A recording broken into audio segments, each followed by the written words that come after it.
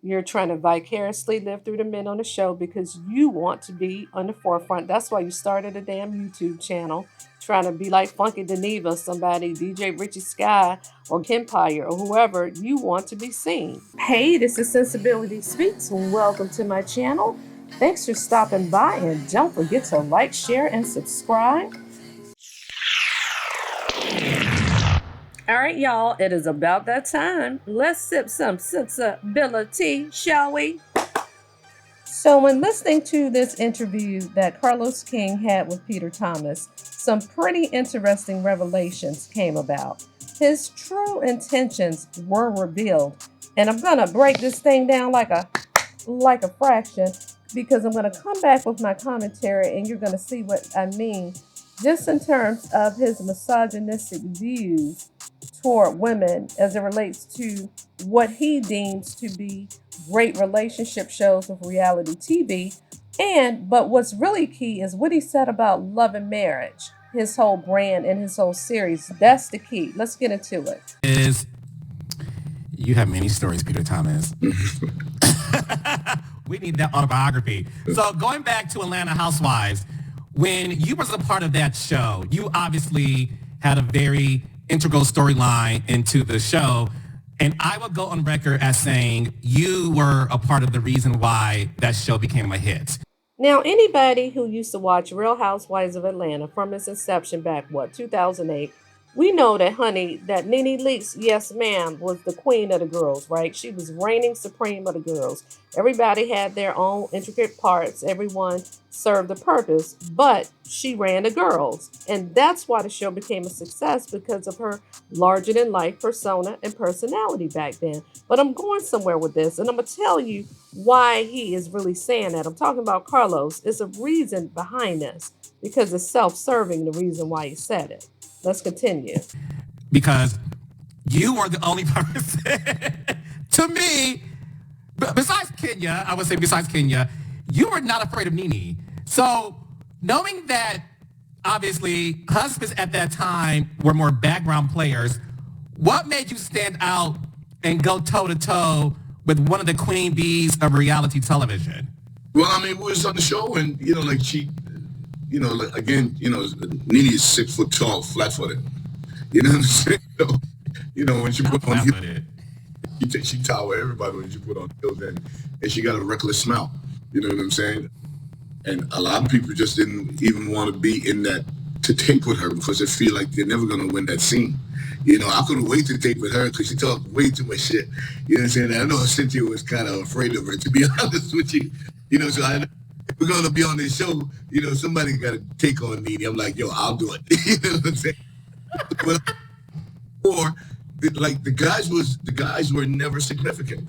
You know what I'm saying? The guys was just there, and I'm like, why they call the show the Atlanta Housewife if they don't really want to show the guy's personality? It didn't make any sense to me. And I believe I had a couple of conversations with you about it, and you got what I was saying, and then you start going, you went against the grain, and you start introducing the guys more and make the guys participate more, and that's when people actually got interested in the show. All right, here we go. So Carlos King is an egomaniacal somebody. So the reason why he's always taking digs at Real Housewives of Atlanta is because even though he was a part of the production team when the show first aired from its inception in 2008, he wasn't the showrunner or the executive producer calling the plays and the scenes or really orchestrating and having say like that until the 6th season. And so you notice what he and Peter are talking about is when he started putting bugs and shit into Peter and whoever's ear, the men, and having them film scenes together exclusively, independent of the women, is when he started being a showrunner. That's why he's taking digs at the previous producers. And now let's go back to Nene. So, Carlos, do you want to be the 5th member of the damn show? Okay, I am the 5th member. When I first put that microphone in your hand when you was a little girl, I am the 5th member. Meaning, did you want to hold a damn peach and be in front of the camera your damn self? And now we know that Nene has some shit with her. Some people love Nene, some people not so much. That ain't even the point of this conversation. But were you jealous of Nene's queendom? Meaning, were you jealous of all the notoriety she was getting and how she was being seen as Real Housewives of Atlanta. Her name was synonymous with the show.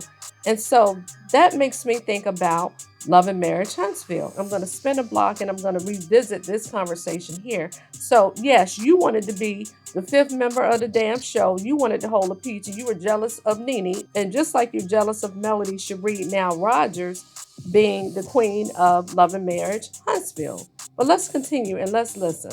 Because all that we see all the time is a bunch of women just doing this all the time. Yeah. You know what I'm saying? So by the guys getting involved, it add different dynamics to it. You know what I'm saying? And Apollo and I, the first time we met, we were going to fight because, you know, his wife was saying I say some shit, that some interview I did with Uptown Magazine, and they asked me what I think about the girls, and I was just being honest. You know what I'm saying? And she was offended. Maybe because I didn't like her from day one. Never did. You didn't like Phaedra day one. Why is that? I think she's the kind of person who throw the rock and hide her hands. You know what I'm saying? And I'm like, this chick is messy as hell because she would throw the rock, hide her hands, and then push Portia to go do her dirty work. You know what I'm saying? It's crazy. Oh, Peter, you about to make Black Twitter go crazy, and I love it. So what you're saying is so true in the sense of so I became the showrunner season 6. I became the executive producer of the show season 6. Mm-hmm. You and I had a conversation, and me and Todd Tucker had a conversation, and even Apollo, I think at the time, we all said it's important that the men have a voice. Mm-hmm. And the reason why I named you 3, my greatest house husbands of all time, is because, and I'm going to go on record saying this, and I don't care who I fan because I'm being honest, you made Cynthia interesting, Apollo made Phaedra interesting, and because of Todd Tucker, Kandi's storyline became more interesting. We got a chance to see Mama Joyce at her glory because of Todd. And in my opinion, Todd being a part of Kandi's world really made her storyline fascinating because Todd came in as a producer, and you and Apollo really were so entertaining to watch that I made the executive decision, and I got in a lot of trouble for this.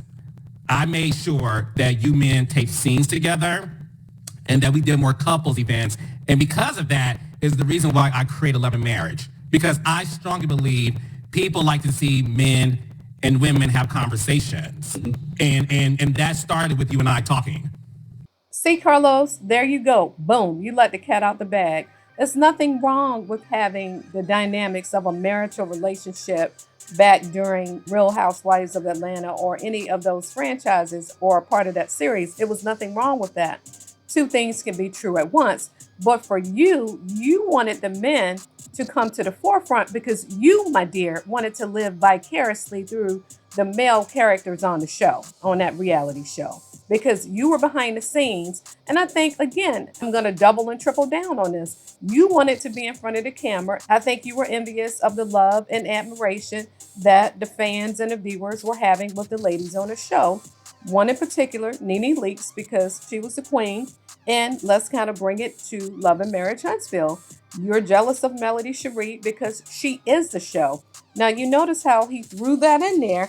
That's the reason why he started the Love and Marriage brand, because in his mind, I guess it's an offshoot of what he wanted to do when he was the showrunner and the executive producer of Real Housewives of Atlanta and some of the other shows in the series. He wanted the men to be in the forefront. In your words, I don't believe it's because you wanted so much to just show the dynamics of the marital relationships, boyfriend, girlfriend relationships or whatever. You wanted the men to reign supreme. I'm going to say that this is alleged and this is my opinion, but you wanted the men to take over as the centerpieces of the show. Okay.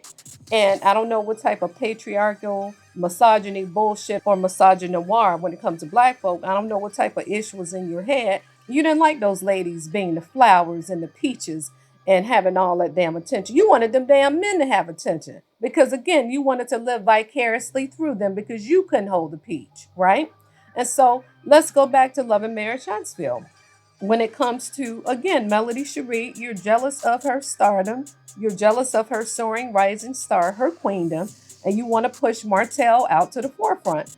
I'm sorry, honey, he doesn't have the wits to have that it factor. Martell can't carry the show on his own like a Melody Cherie Rogers can. He just cannot.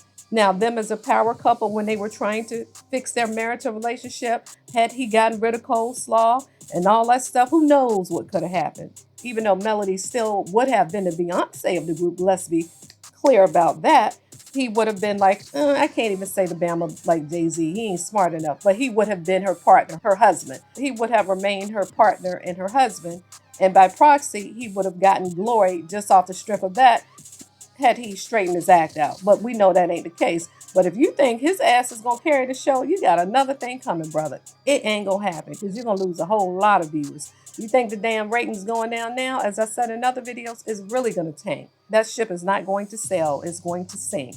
And if you think by bringing on Ariana Curry, his baby mama, or as some think his fiance, hell, he had a ring on his finger. As you guys were airing in Houston, we see that Martell has a ring on. We don't know if that's for fanfare, if that's for show. Is he trying to get up under Melody's skin? Or if he really married Ariana Curry? We don't know. But if he did marry her, my spidey senses tell me is because in his pea brain mind, he's thinking, well, if she's my wife, she can't testify against me.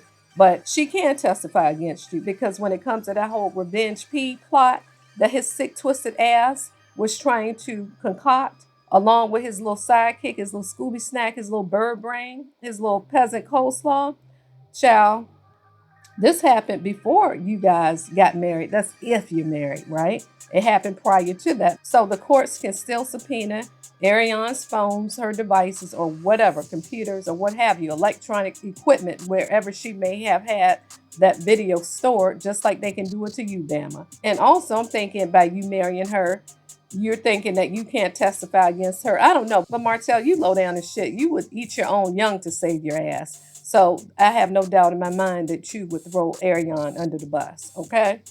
So yeah, Carlos. We see you, brother. Yep, we see all of this. We see the whole plot. We see all the bullshit. So again, just to recap, no, Martell can't carry the show. No, you can't vicariously live through his dim-witted ass, child.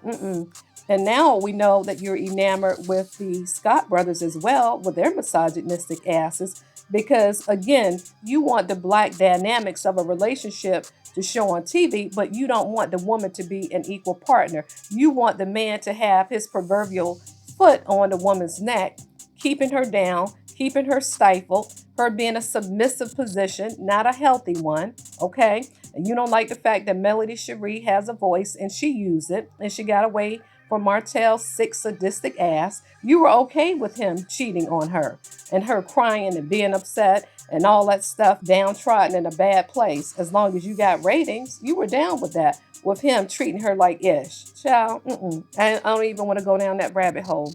So again, just to circle back, he's saying this is why he started the Love and Marriage Huntsville franchise, is because he wanted to see a show with a relationship dynamic. Honey, we still giving Melody Cherie credit for that, because my thing is, when were you going to start this franchise? Had you not run into her? Has she not given you the scissor reel and had that conversation with silly ass Martell behind her, just nodding and grinning as she talking and pitching her idea of a HGTV type of deal? You saw her and then the light bulb went off in your head.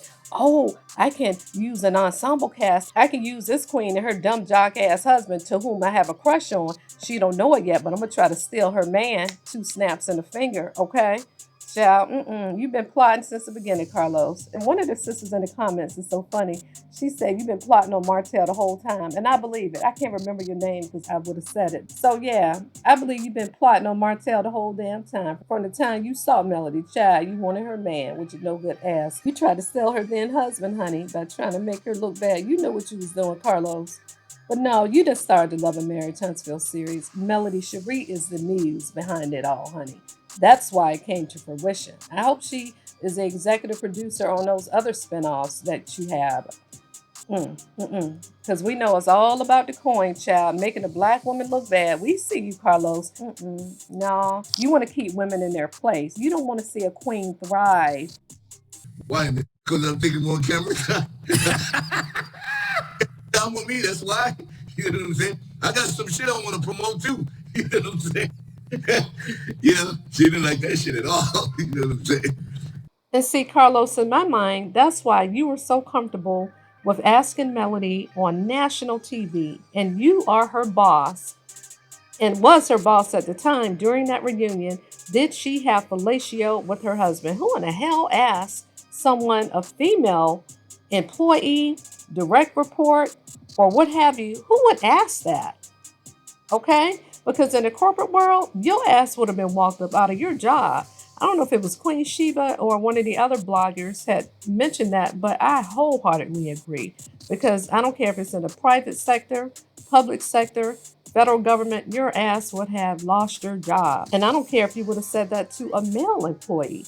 So that's why I know that you don't give a damn about Melody, because that damn Martell and his sinister plot, he had been up to no good way back then. And I think he told you, in my mind, allegedly, about her being on tape. And see, that's why y'all were trying to embarrass the hell out of her. And of all of the dastardly things that Martell had done, attacking her when she was filming Behind Every Man or whatever the name of it is, and all of the hollering and screaming that he did in her face, and God knows what else that the production team and you have probably witnessed. You're trying to make him come out like a rose, okay, and trying to embarrass her on national goddamn TV because you wanted the men to reign supreme.